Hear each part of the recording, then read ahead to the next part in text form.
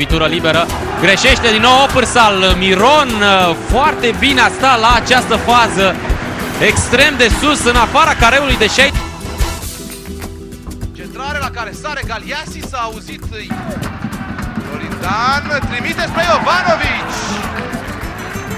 Pericolul numărul 1 la far, rep, sprintează Bălani, face culoarul lui Olac, care trage, excepțional, Miron scapă mingea și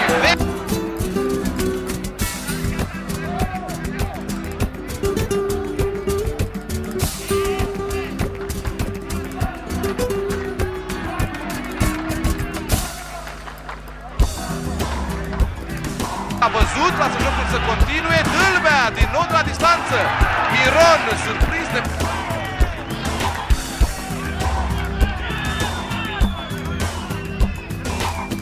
Foarte bine cu save pentru Carando, Bălan din Dâlbea față în față cu Miron, respinge portarul echipei.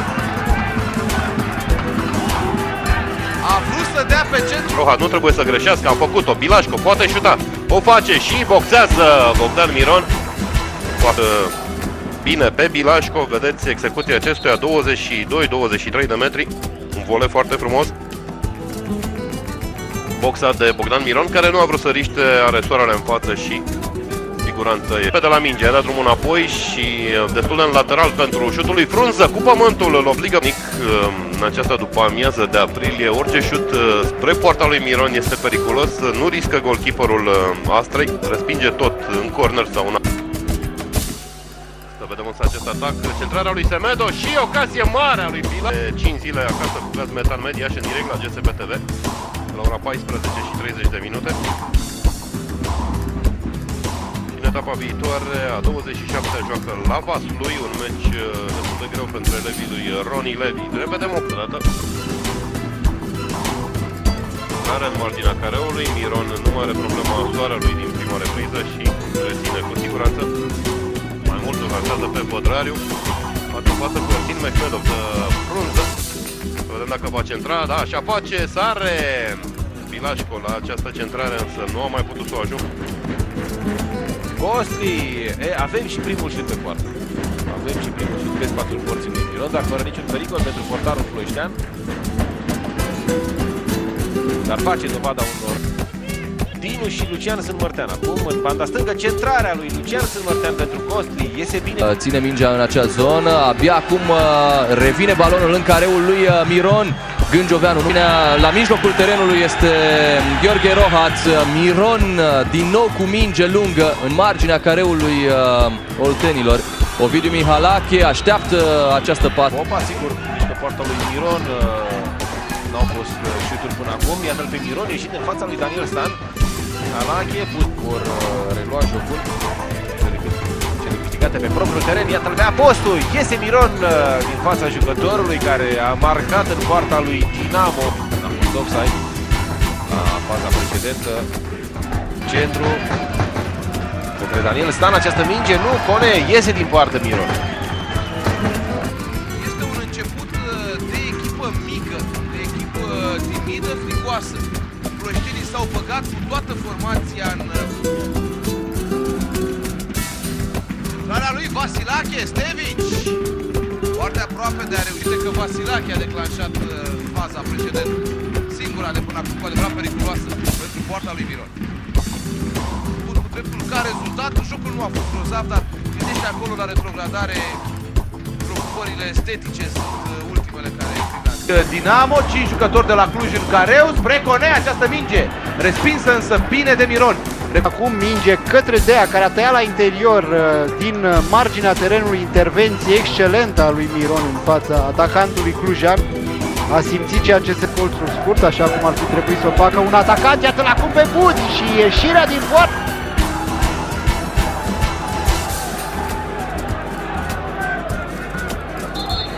Da, Miron a avut-o la această fază.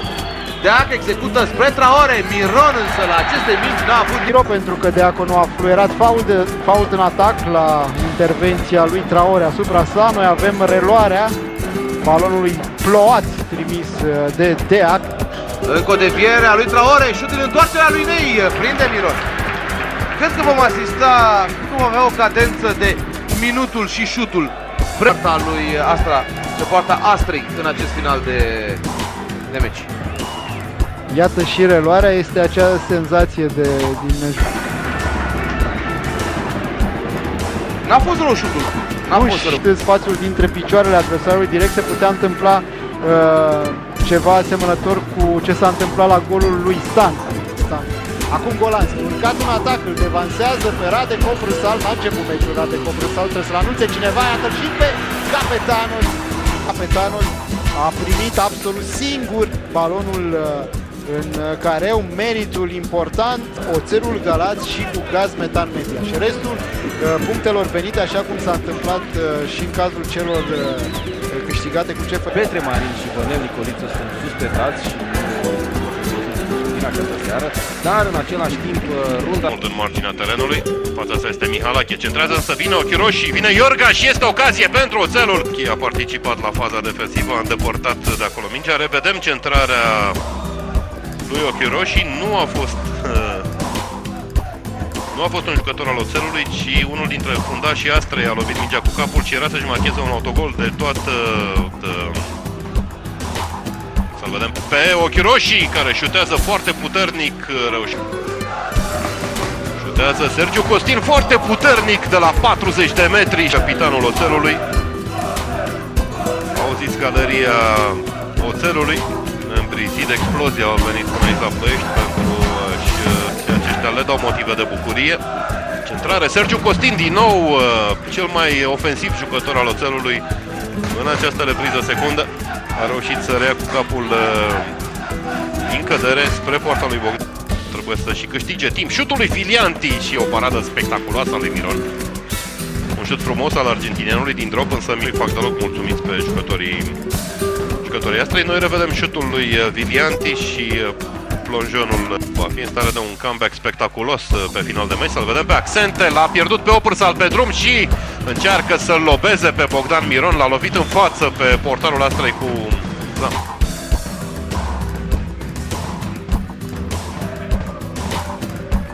Prelungire arată arbitrul de rezervă Dragoș Istrate.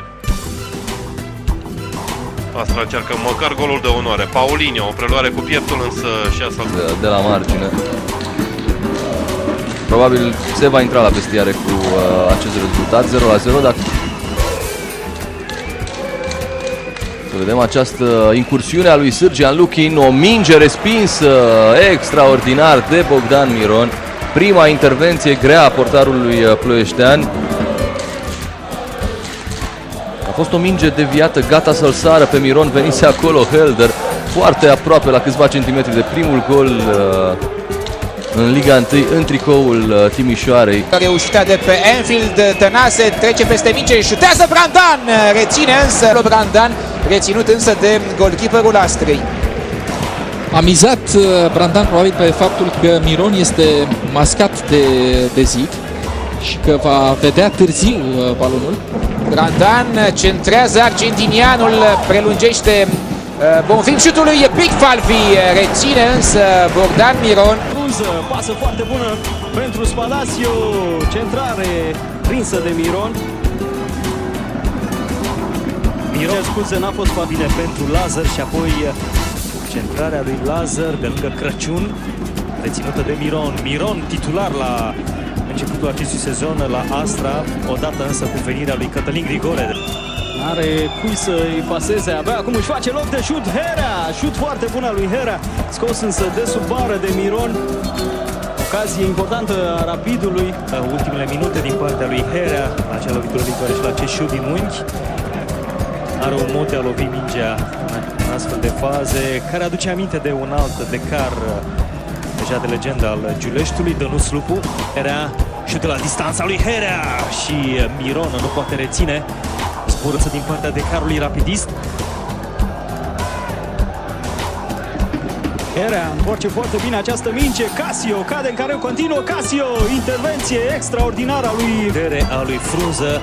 Mijlocașul Rapidului însă s-a ridicat rapid și apoi cu piciorul drept reușește să trimite acest șut periculos spre poarta lui Miron. Ne apropiem încet încet de Minutul 75 al meciului, să spunem. Sunt 75 de ani de la prima cupă a României. Foarte bine. Centrarea lui Rui Duarte. Iese Miron. Și lui pentru Rapid Hera, într-o poziție excelentă, șutul lui Hera. Acum pentru echipa giuleșteană revedem acest șut al lui Hera și apoi execuția foarte... Cred că Milisavic va fi înlocuit. Bate Adailton foarte bine. Lovitura liberă, a ieșit Miron și s-a ciocnit acolo cu un adversar. Radu Petrescu dă de fault în atac. Jivko Mila. Centrarea acum pentru Puga. Lovitura de cap a acestuia direct în brațele lui Miron.